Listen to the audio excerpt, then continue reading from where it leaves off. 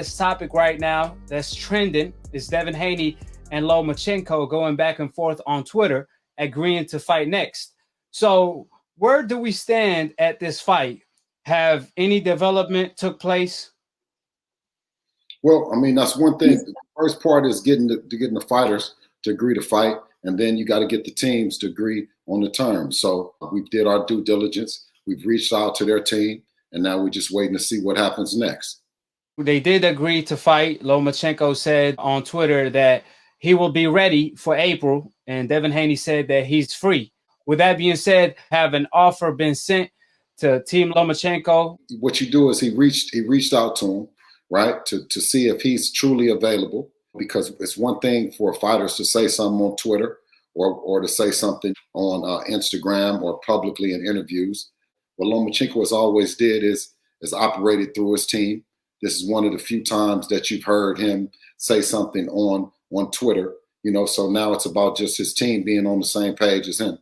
Is there any details you could reveal as far as the conversation you had with Eddie Hearn as far as making this fight happen? You got two fighters who have agreed to fight. So I don't want to step on anyone's toes right now and create bad blood in the sense of it not happening on the business side of it. So only thing I can do is just, let the people know that we're working at making it happen. You know what I mean? And then just give it to you as it develops. Barbershop Conversation had a conversation with Bob Arum in which Bob revealed that he's very interested in the Devin Haney fight for Lomachenko. So as far as we know, Bob Arum shouldn't be the roadblock to making this fight. Matter of fact, he actually likes this fight. And what do you have for Loma? How about Loma Haney? Have you thought about that? Loma Haney. Yes.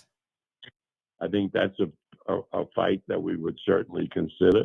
That would be a really good fight. If Loma interested, if Bob is interested, and you guys interested, this should be the next fight. Absolutely. That's the optimism that we're carrying with it, But like anything is, it's not done until it's done. So we did our part. Of course, they've never reached out to us about making a fight happen. We're reaching out to them, and we'll go from there. We've heard, the rhetoric that Bob has talked about before in terms of me talking to him about making a fight happen, and he said that he prefers to talk to Eddie.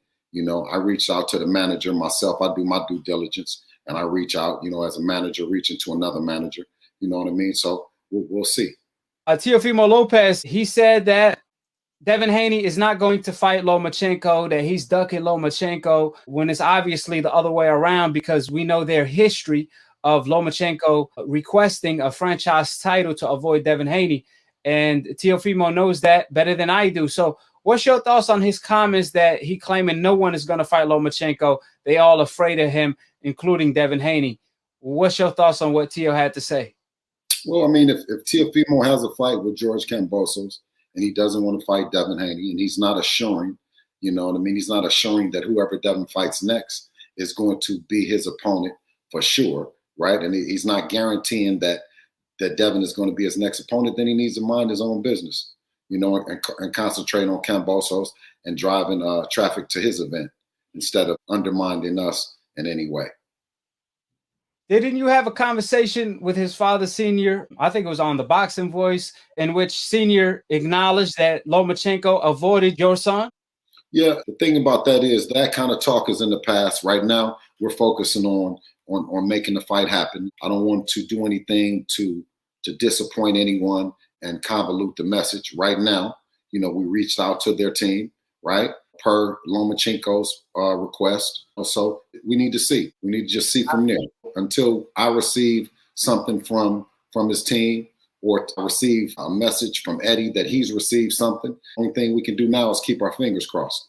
How did you choose Lomachenko? Because I did not choose him. He requested, Canelo requested.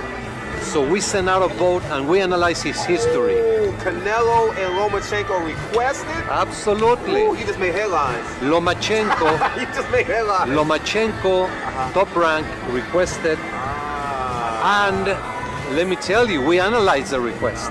Top of the top. Define the franchise belt. Can you define it? The franchise is not a belt. It's not a championship. It's a designation given to elite, unique fighters who carry the industry of the sport of boxing. Canelo Alvarez and Lomachenko are two sensational fighters who carry the industry. Ask Cameron Duncan, do Top Rank have like columns of fighters, and they say, we don't want this guy fighting the black fighter, we don't want this fighter fighting the Mexican fighter, and so on and so forth? You're gonna get into the racial stuff, huh? No, I'm not. I'm asking.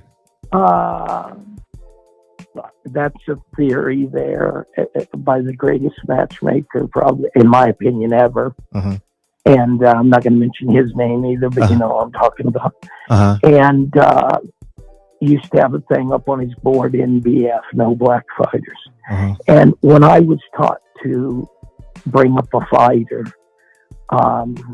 you know, and again, it's just, he used to say to me, you can go anywhere in the country. And I'm going to leave it at this. I don't want to go into a long discussion because people are people in God's eyes, and we're all the same.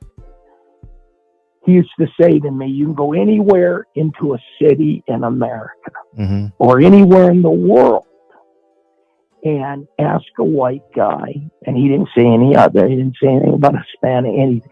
Ask a white guy to throw a jab, and half of them are going to turn backwards and throw it like a girl and everything. Ask any black man on a street corner in any city in the world, and they will snap out a jab in a heartbeat. And I used to laugh. He said, they're just more physically gifted. And he said, and so they have speed, and better to stay away from them. Nothing personal. So I said, okay. And I've lived by that. And, you know, I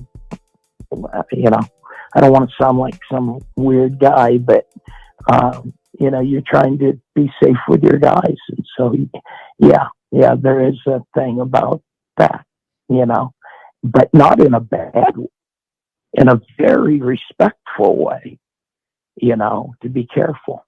So that's all. The masked man even said they doing that to protect them. Right. Somebody beat them, but they don't get a belt. There you go. The franchise belt is protect them from the big black guys. So you would favor Devin Haney to beat Vasyl Lomachenko? And with the fighter, I'm only going to put him in a fight that I believe that he can win, right? So I don't know how to answer that question. Did you say you would only put your fighter in a position where, in a fight where he can win? Where I believe he could win. Yeah, I don't put a fighter in where he has no chance and he's just in there for a payday for me and him. I don't do that. So is it more about how you... I don't put a fight out. That, again, goes back to Leonard Ellaby. What he was trying to say. It's risk-reward. Right. So if you were in a situation where you felt like, I'm going to just use hypotheticals. If you thought that Devin Haney was a bad matchup for Teofimo Lopez, in essence, you wouldn't make that fight because you didn't want to put Teofimo in a situation where you felt like he couldn't win. Is that what I'm hearing? Only if, I mean, you sometimes make a fight because if let's say the fighter has a 40% chance of winning. So he's like, in your mind, an underdog. If the reward is great, you make that fight.